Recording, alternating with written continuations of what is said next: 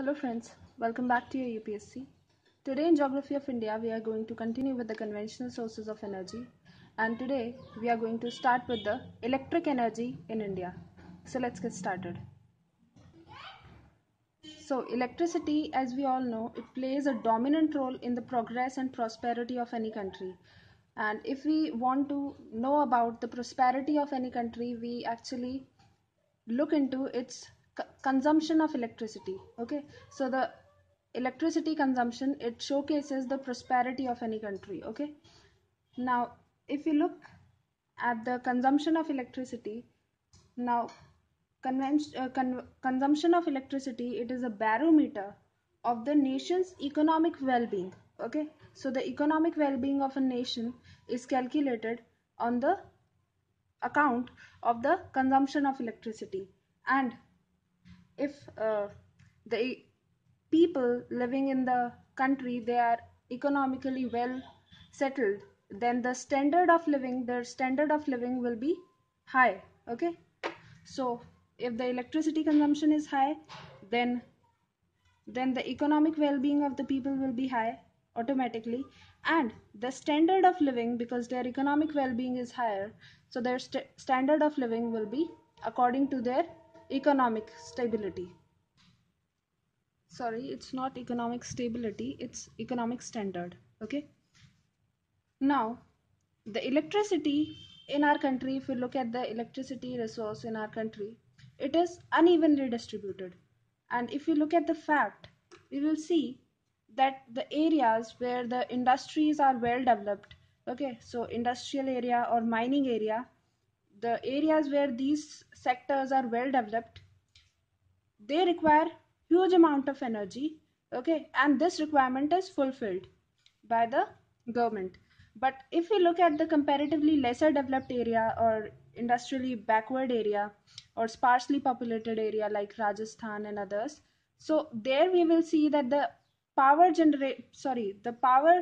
that is given to them, or the electricity that is required for them, is not properly given. Okay, so the electricity requirement is not completely fulfilled in those areas, so there is uneven distribution of electricity. Now if we try to classify the energy, we can classify it on the basis of mode of production and the raw material that is required in the production of energy.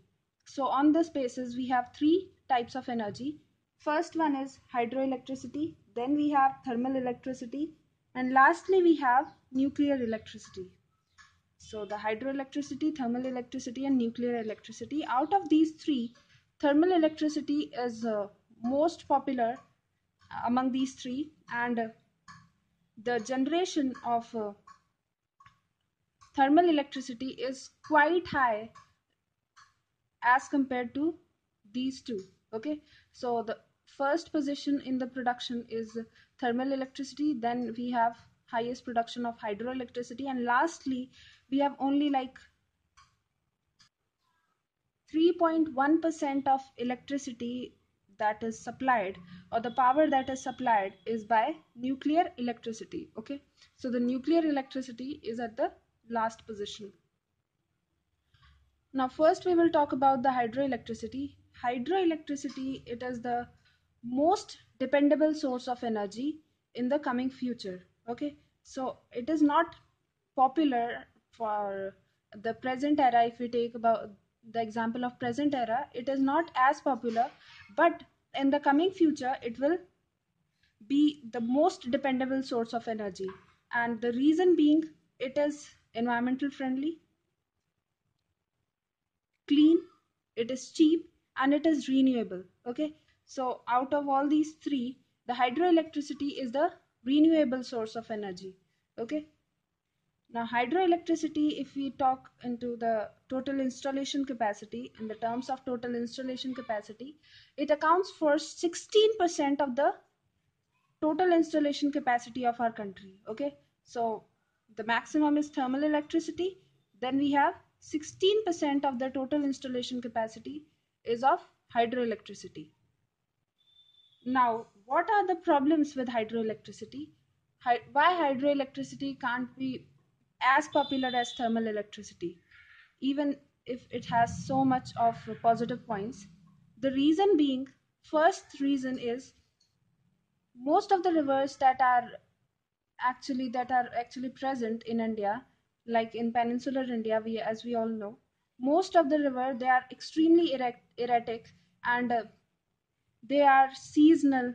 Okay, they are rain fed. Okay, so there is no perennial flow of river in the peninsular area, and there is no natural waterfall. See, if we have natural waterfall, then what happens, we can install turbine, and the turbine will rotate when the water will flow through it. Okay, but if we don't have any natural waterfall, then what will happen, we have to construct dam. Okay, so the construction of dam, it also requires a huge amount of land, as well as huge amount of finance. Okay, so the financial resources, land resources, and labor, and along with it, we have to shift the natural habitat that is being in this area. Okay, so for the construction of dam, we have to shift the natural habitat. Okay, we have to just destroy this natural habitat for the construction of dam, which is also not good. So because of that, we have problem with the hydroelectricity generation in various areas. Okay, but the rivers that we see, that are originating from the northern mountainous region, that is from Himalayan region and the peninsular region, they are differently marked. Okay, so they are differently marked because of their suitability for the hydroelectricity production. See, for the reason that northern rivers, because they are drained by the Himalayan glaciers, okay, and rain, so they are perennial. While the peninsular river, as we know, they are quite erratic because most of them are dependent on the rain for their flow. Okay, so they are seasonal. The northern river having high velocity, so because of high velocity, there the rotation of turbine is much faster and the production of electricity is more. Okay, so we have more production of electricity, and for the peninsular river, we require storage of water, so that we can construct dam.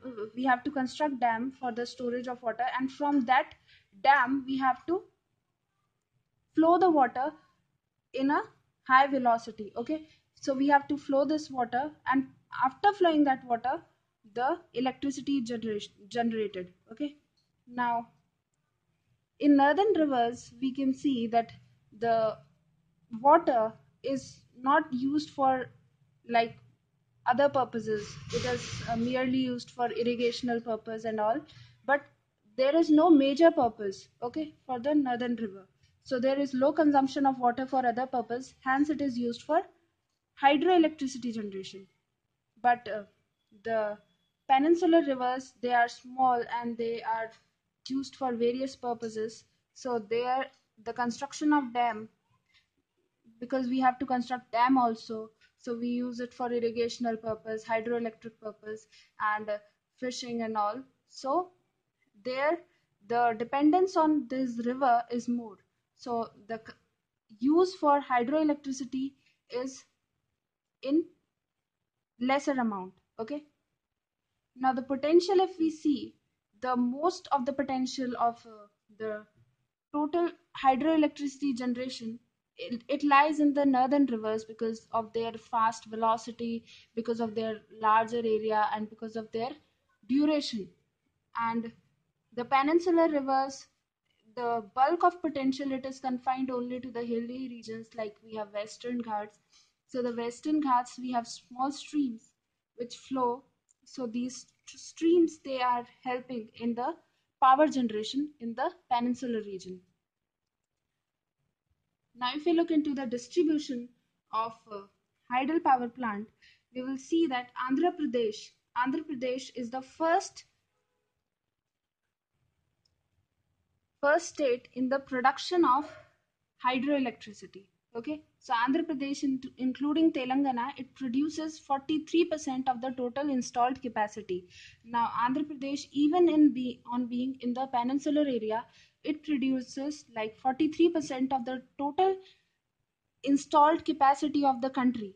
Okay, so we can see, or we can get the idea how much less developed our hydroelectricity is. See, because as we all know that the northern river have more potential, so the state which are coming, which should come in the northern region, that is the area which is drained by these northern rivers, they should be the one which should produce the most amount of hydroelectricity, but they are not the one. Andhra Pradesh is the one which is drained by the Peninsular River. So this actually shows that how much less our hydroelectric or hydro power plant is still, and we require to go a long way for the for this energy. Okay, so we have quite a large area to be developed, and the hydel power plant, hydroelectricity, it can be one of the, or it can actually produce the greatest amount of power, or it can generate the largest amount of power among all these three type of electricity. Okay,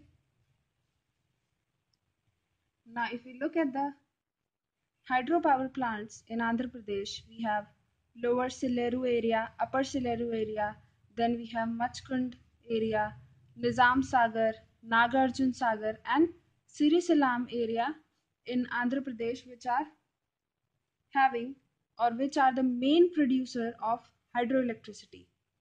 The next we have is Karnataka, again the peninsular area. In the peninsular area, Karnataka, we have Mahatma Gandhi project on the Jog Fall.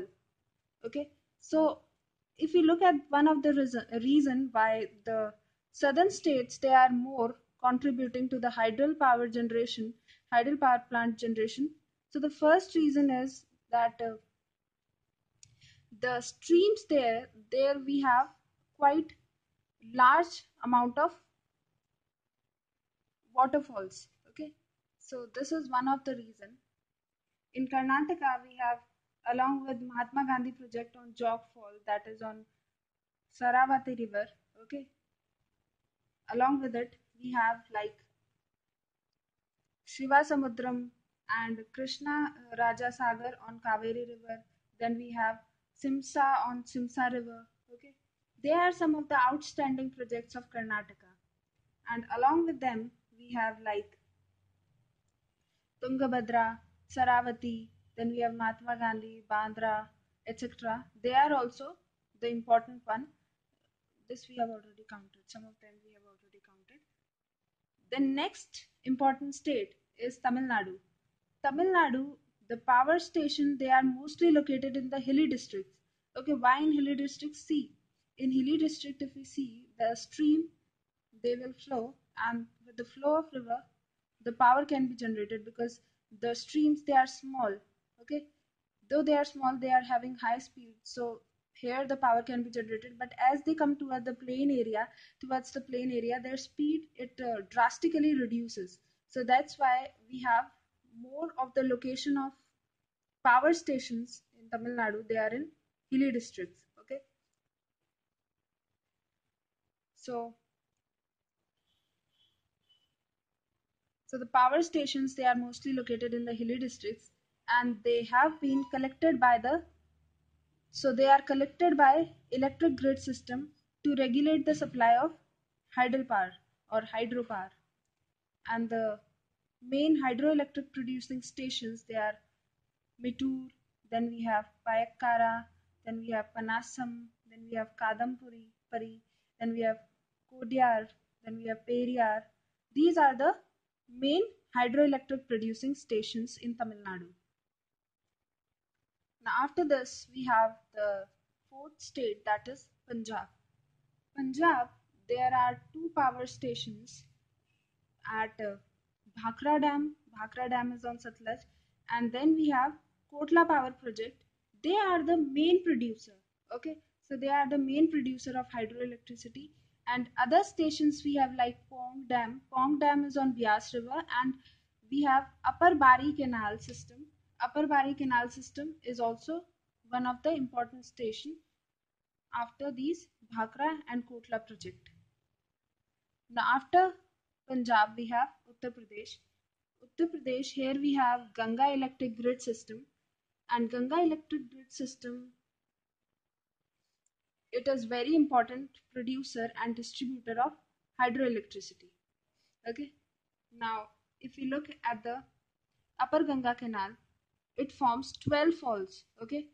So that these 12 falls are between Haridwar and Meerut. So all these 12 falls, out of all these 12 falls, mostly all the or most of the falls, they are used for the production of hydroelectricity. Okay. Then we have the Bahadurbad, then we have Mohammadpur, then we have Nirghani, Chitaura, Upper Ganga Canal. They are actually some of the power stations. And in these areas, the power is shared by Uttar Pradesh and Uttarakhand. So these two states, they share their power generation. The next state that we have is Kerala. Kerala, the state is located away from the coal producing area, and because it is away from the coal producing area, there is shortage of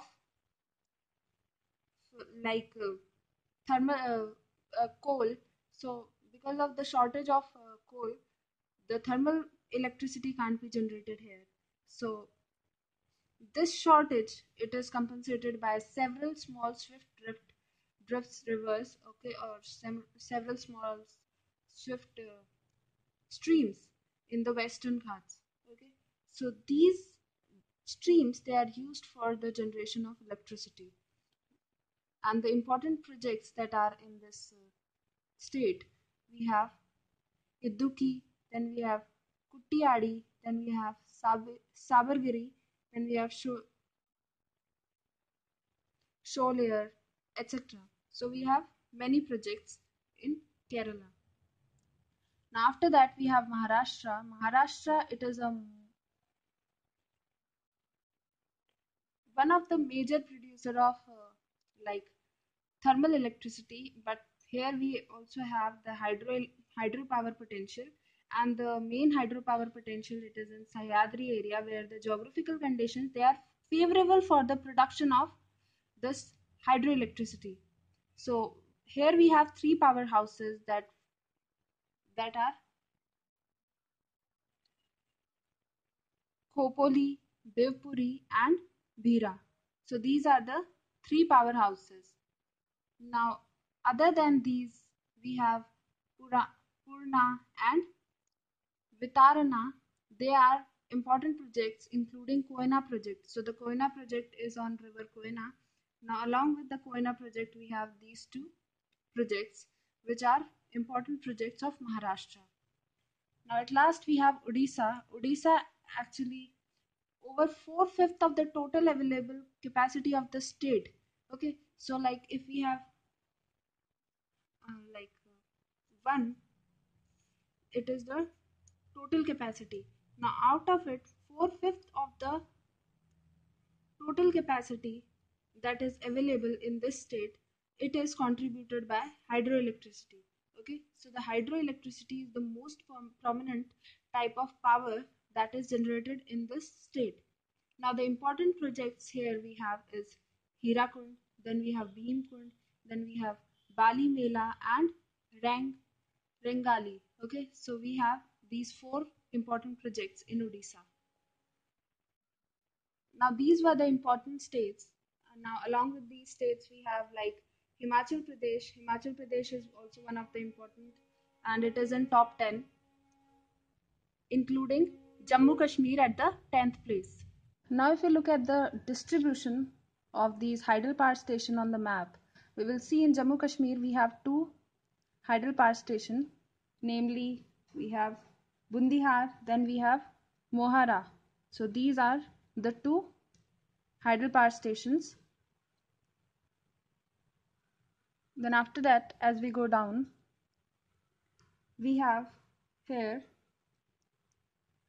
we have Joginder Nagar, then we have Bhakra Nangal, and then after Bhakra Nangal, here we start with the chain of Ganga and its tributaries. So these are on the Yamuna River. These hydel power projects are on Yamuna River.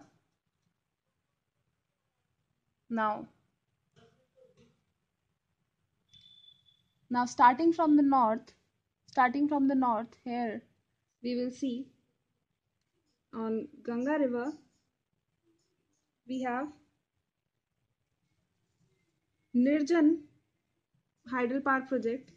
Then as we go towards south here on Yamuna River we have Salva, then we have Chitora, then after that we have Bola, then we have Bulandshahr, then after that we have Palra, and lastly we have Sumera.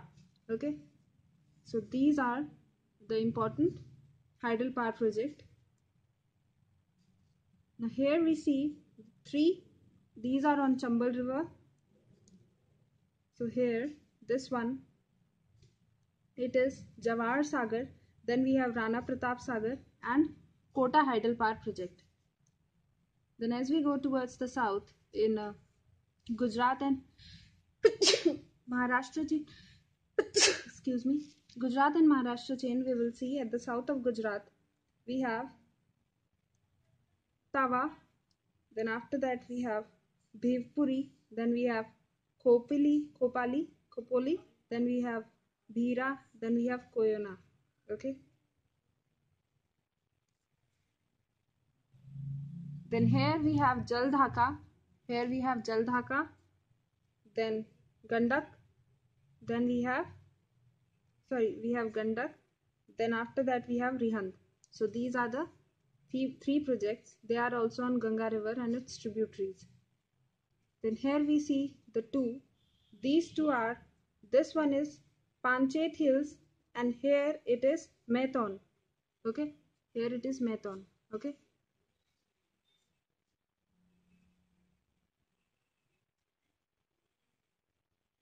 Here we have Sileru and here we have Machkund. Then we have Bela Mela. Then we have Rampad Sagar. Okay. Then on Krishna River, here we have, this is Siri Salem. Okay. Then as we go towards south, here we have Iduki, then we have Papansam, then we have Periyar, then we have Sapsangiri is here. Okay. Then here we have Palli Vasla. Okay, Palli Vasla. Then here we have Bhadra. Then towards the south of Bhadra we have Sadravati, and then we have Payakkad.